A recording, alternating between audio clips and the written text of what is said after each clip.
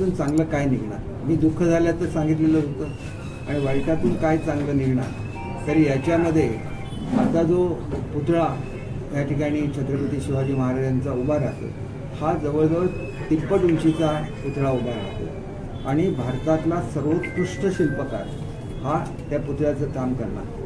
त्याच्यामुळे हा पुतळा हा पूर्वीच्या पुतळा जो ज्या कलावंतांनी केलेला होता त्याच्यापेक्षा कितीतरी उच्च दर्जाच्या, ज्यांनी भारतातले सर्वात चांगले पुतळे बनवले, त्यांच्याकडून हे काम केलं जाणार आहे. हे पहिलं वैशिष्ट्य झालं.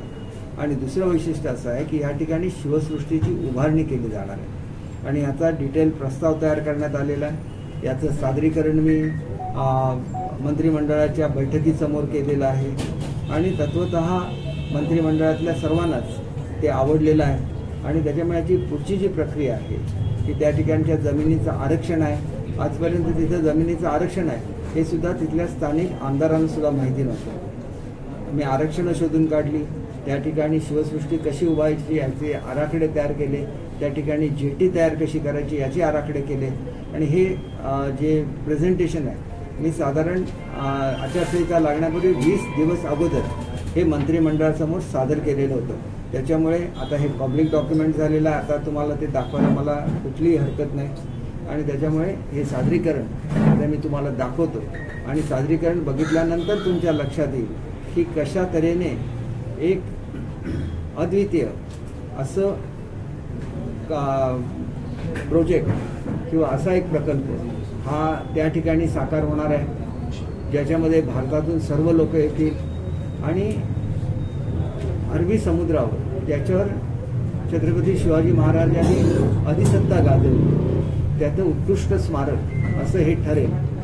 आणि दुसरी गोष्ट अशी आहे की कान्होजी आंग्रे हे छत्रपती शिवाजी महाराजांचे नाविक दलाचे सरसेनापती होते आणि त्यांनी जी कामगिरी केली त्याची आठवण म्हणून विजयदुर्गला अतिशय सुंदर असा प्रकल्प हा साकार होणार आहे. आणि मग नुसतं बोलायचं याच्यापेक्षा करून दाखवणारी माणसं ही कशी असतात हे तुम्हाला हे बघितल्यानंतर दिसेल.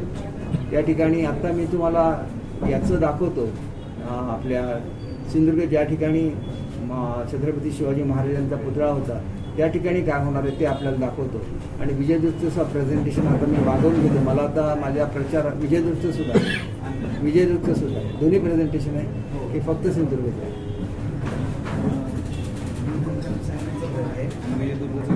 दोन्ही आहेत ना, तर तुम्हाला दोन्ही मी दाखवतो. म्हणजे महाराजांबद्दलचा आदर हा आमच्या मनामध्ये असतो.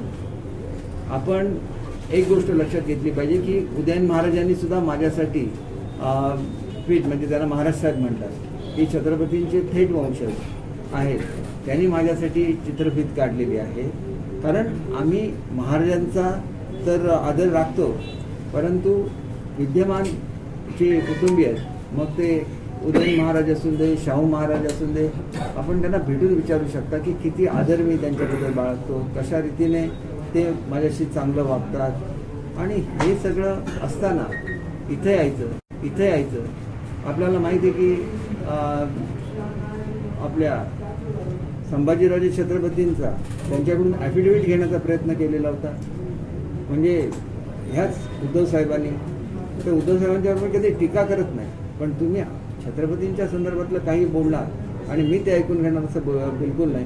तुम्हाला जेवढा अभिमान आहे त्याच्यापेक्षा कणभर अधिकच अभिमान हा मला छत्रपती शिवाजी महाराजांचा आहे आणि तो वेळोवेळी दाखवून दिलेला आहे. आणि त्याच्यामुळे प्रत्येकाला महाराष्ट्रातला अभिमान असतो, त्याच्याबद्दल तुम्ही अशी टीका करणं गैर आहे.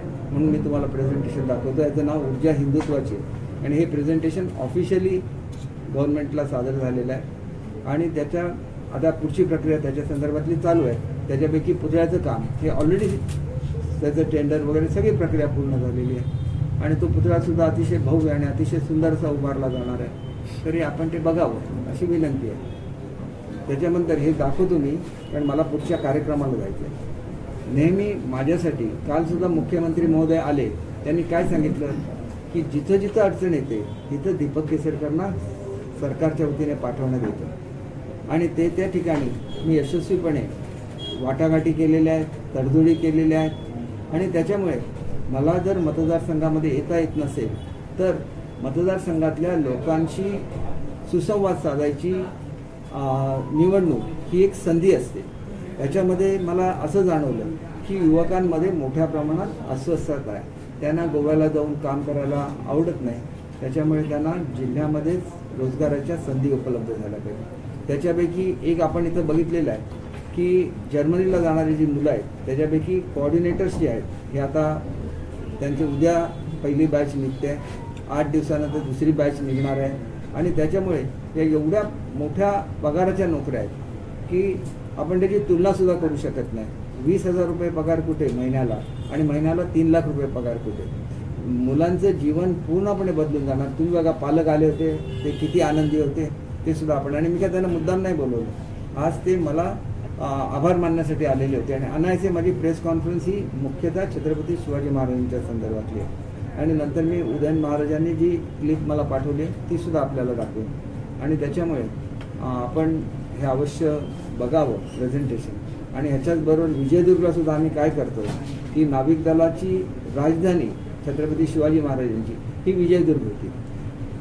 सिंधुदुर्ग हा छत्रपती शिवाजी महाराजांनी बांधलेला किल्ला आहे, त्याला वेगळं महत्त्व आहे. आणि विजयदुर्ग ही नाविक दलाची राजधानी म्हणून त्याला वेगळं महत्त्व आहे. आणि सर्वात शेवटी विजयदुर्गचा पाडाव झाला, तोपर्यंत विजयदुर्ग अभेद्य होता. आणि त्याच्यामुळे मला आपल्याला एवढंच सांगायचं आहे की आपण हे बघावं आणि मग तुम्हाला खरं कोण बोलतो हे समजू शकेल. आणि त्याच्यामुळे प्रेझेंटेशन बघावं आणि नंतर त्याच्या क्लिप्स ह्या मी तुम्हाला देईन. म्हणजे तुम्हाला जर प्रसिद्ध करायचे असेल किंवा तुम्हाला हे करायचे असेल, कारण ऑलरेडी ते जुन्या आहेत, आता आचारसंहितेच्या काळात तयार केलेल्या क्लिप्स नाही. याचं प्रेझेंटेशन हे ऑलरेडी मंत्रिमंडळाला झालेलं आहे आणि त्याच्यामुळे आता त्याला प्रसिद्ध करायला कुठली अडचण नाही आहे. आपण बघा, जर्मनीला जाणार पहिली किती आहे, किती जणांची नाही एकंदर जात आहेत ती साधारण 150च्या आसपास मुलं आहेत. त्याच्यामध्ये जळगावमधली आहेत 25 ते 30 मुलं.